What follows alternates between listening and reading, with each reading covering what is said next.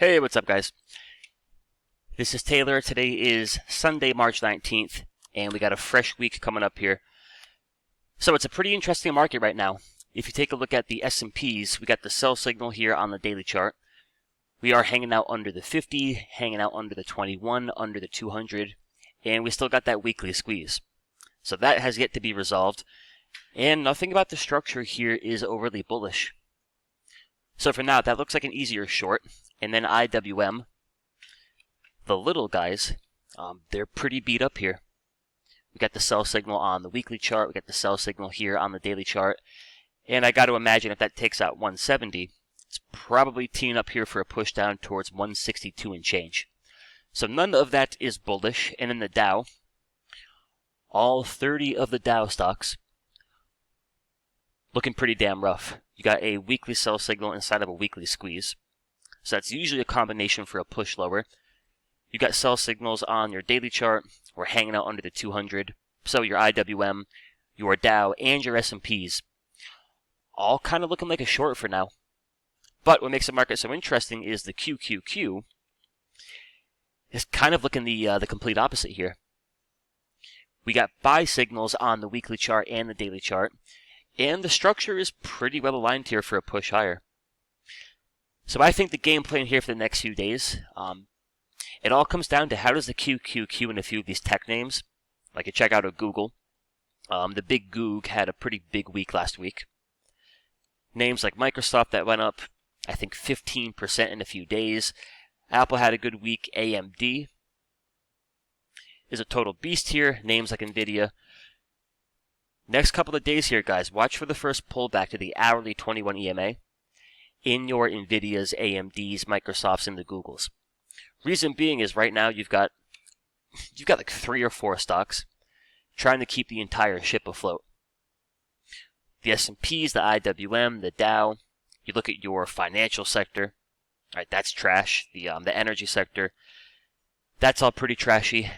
95% of the market is kind of seemingly begging to go lower right now. And I think the only reason we're not going much lower is because you got a few names that are trying to keep the world intact. So the question is that sustainable? Right? At some point, if the S&Ps don't join the party, and if the IWM and the Dow just continue to drill lower, can Microsoft continue to go up 5% every day? Right? Probably not. So it's a matter of, one, how does a QQQ, how does a Microsoft or an AMD handle that first pullback to the hourly 21 EMA? And then 2, at some point, does the S&Ps and your other pockets of the market actually join the party? So that is the game plan, guys. We'll use Microsoft here as a case study. And again, not sustainable. What you want to wait for is that first good back test. All right, we don't know too much about Microsoft right now, other than the fact that, this thing got pretty spastic last week. But the bigger question is, from here, does a Microsoft, does an Apple, a Google, an Nvidia, do they begin to behave like an uptrend? Meaning, does that first pullback to an hourly 21 behave like something that wants to trend higher? If that's the case, we should pull back. We should find support at the moving average. We should stabilize, and pretty quickly, we should turn the corner and race right back towards those highs. Now, here's the significance of that. From one perspective, if you're trying to buy a Microsoft, you want to pick up some Google, maybe you're looking to buy a little AMD, I think there's a lot to be said for waiting for a dip. Again, good move last week. But as far as a high probability entry, you can usually do a little bit better than, plus 2 or 3 ATR on a daily chart. Never mind in a lower time frame. So for those of y'all watching that might be wanting to buy a Microsoft, or you're just kind of looking to get long some tech names this week, that first pullback to the hourly 21 might give you a much better entry as far as a good risk versus reward. From another perspective, knowing that Microsoft and Google and a few other stocks here are trying to keep the entire ship afloat, if that first pullback to your hourly 21 fails, meaning we break down, the indicator goes bearish, right? Everything kind of flips in the favor of the bears, then there could be pretty big implications here as far as the overall market. Right? S&P's, Big Mama herself, kind of begging for a big flush. All right, it feels a little bit like, you F around and you might find out. Well, we might find out here if QQQ can't handle that first dip. Yeah, if they can handle the first dip here, then it certainly continues to be an interesting game.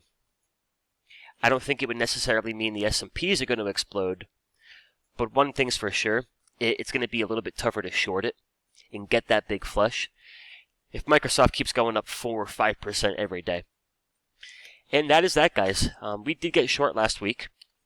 Now, the game plan that I gave y'all on last Sunday was to come into the week, look for a rally, and potentially short into that rally. And the 3 spots that I gave you were the 200 SMA, the 21 EMA, and the 50 SMA. So on our end, we got short on Tuesday. Little pop into the 200, and we sold some April expiration 40-25 out the money call credit spreads. And I think right now it's not a bad way to go about being short. Until we can get a little bit more clarity from QQQ and a few of those big tech names, yeah, I still think if we're hanging out under the 50, if we're hanging out under all the moving averages here, and you're still printing off that daily sell signal, yeah, I think it makes sense to have a short position on. But do that in a fashion where, if the market doesn't fall apart immediately, you're not taking all kinds of damage. You're not taking it on the chin. So if you buy some 3,700 puts that expire in a few days, well, yeah, you better get that flush and you better get it immediately. But while you're waiting for the QQQ to kind of figure itself out, you short some 40-25 calls, you get a little bit of flexibility. You don't need that huge flush right away. So if the market goes sideways, if we go down slowly, we go a little bit higher, the out the money call credit spread gives you a little bit of breathing room. So that is the only trade we got open for now. And again, guys, keep it simple. Understand the market we're in. Financials, energy, the small caps, the Dow, the S&Ps. Right now, the indicator would suggest it's going to be much easier for them to go lower than it would be for them to go higher. We just so happen to be getting the opposite signals on the QQQ. So it's a classic battle. The entire market versus 3 or 4 stocks. Who shall win? I think a big part of that answer comes down to how do they handle that first back test of the hourly 21 EMA? If it all generally behaves like an uptrend, right, we pull back, we stabilize and turn the corner, yeah, you might want to buy that dip, and you might want to be mindful of how you're short the market. Going to be tough for this thing to crack if we keep getting the pump here in the tech names. So that is that, guys. My lovely wife just brought me home some 4-cheese pasta from the Cheesecake Factory. So I'm going to dive into that, but otherwise have a great night, and I will see you guys tomorrow morning at 7:45 a.m. Central, 8:45 a.m. Eastern here on the channel for a little bit of pre-market prep. So join me for that. We'll see how the futures went, and we'll put in a little bit of extra work and get ready for the open. Till then, guys, have a great night, and I'll see you soon. Adios.